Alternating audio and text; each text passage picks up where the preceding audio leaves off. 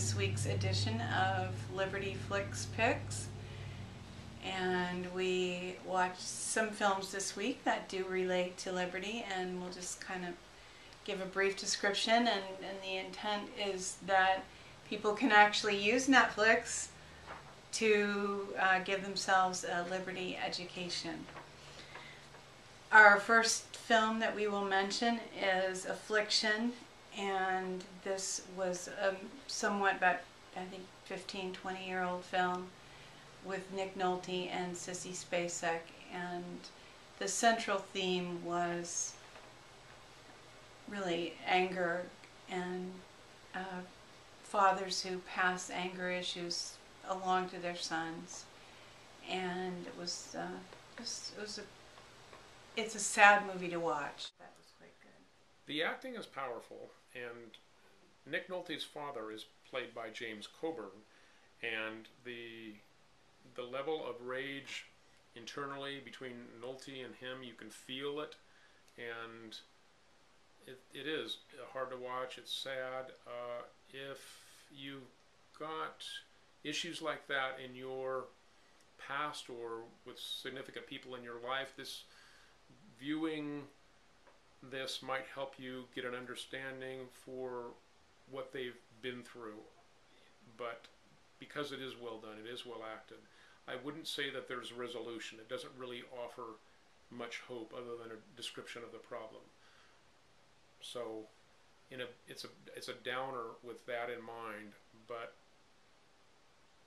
it does give you a doorway into the experience of people that have been abused by anger and physical abuse. And of course, we do know that there are processes like Sozo through which people can receive healing and process the hurts and disappointments of their past and go on and live a fulfilling life. Another film that we saw this week that really had significant Liberty implications, particularly because it's based on a true story, is a film called Puncture. Yes, this was about a syringe and needle manufacturer that had developed a product that was much, much safer.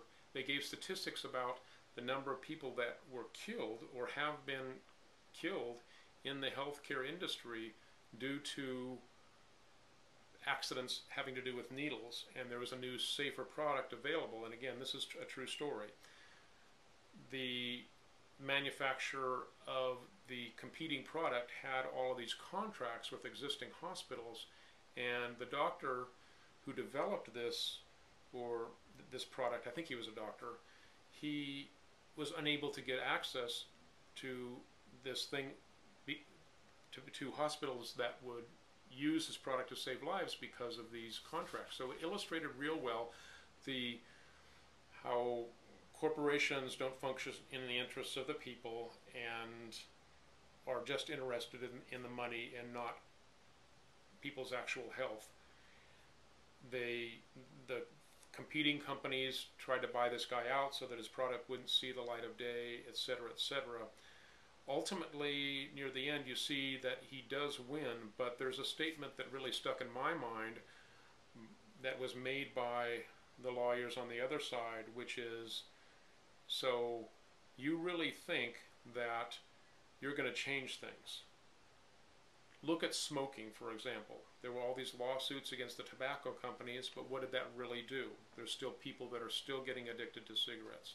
So the way I look at this is that we know that the people that are at the top of the pyramid in the world power structure today don't have the best interests of the masses at heart anyway, and they do want to reduce population. So they allow tools like smoking and like deaths from needles to serve their agenda, but at some point it becomes necessary for them to also take the counter position, and these people play full spectrum dominance. So they have to have somebody running the opposition as well. So the opposition will then gain control of the anti-smoke movement or the safe needle movement. And I'm not saying that we saw that second part of the paradigm shift play out in this movie, but that statement by the other attorney made me remember that. So there's hope for a breakthrough, but the breakthrough is only partial unless you realize that the game is really more controlled than you might think. That's not to give you less hope, that's just to paint a picture of reality. It is a good film, it is exciting, it is well acted, no big names, but it is worth watching. Yeah, it was interesting. It held my attention. We watched a film that very much held my attention. In fact, I didn't even, usually I have a laptop or something that I'm tinkering with while we watch films, and this I gave my full attention to. It's a film called Transsiberian, and it was just an excellent film. And it pertains to liberty because it was about, at least partly about, corruption and policemen in Russia permitting heroin to pass through on trains. Right, so what you had is you had an American and maybe British, no, it was both American, a couple that had been doing missionary work in China, and they were going to travel by train to Moscow because the man is a train buff and they wanted to travel the train. But one of the people that they're sharing their quarters with was smuggling drugs, and it turns out that he was, the police were in on the deal, which, as we know, they often are. And that led to the woman getting involved in the man and something happening, that the drugs were lost and she didn't know about the drugs and her life is in danger. So it's a great story. It rings true. I don't think it's based on a true story, but it has the ring of truth where something like this could very easily have happened. Exciting chase scenes. It really does grip your attention and help you to understand a world that really does exist, but we don't know that much about if you're living your normal life outside of the drug world reality. We saw a film about Bobby Darin that was an interesting film and pretty well produced, and it's called Beyond the Sea, and of course it's true, based on the life of Bobby Darin. And that was acted by Kevin Spacey as Bobby Darin, and he has a little bit of a resemblance there, so it works. And it's actually Kevin Spacey singing, and that he's an okay singer, but he doesn't have a beautiful resonant voice like Bobby Darin did. But there was things in this movie about Bobby Darin that I never knew, and about halfway through the movie you find yourself kind of shifting in terms of how you view him, because his whole goal was to be the next Sinatra, but times changed in the 60s and there just wasn't a demand for lounge or nightclub singers, so he became something else, or searched to try to find out what he was needed to be. His relationship with his wife Sandra Dee was also interesting, and that went through different shifts, but he has some serious health problems too, and how he grappled with that all and came to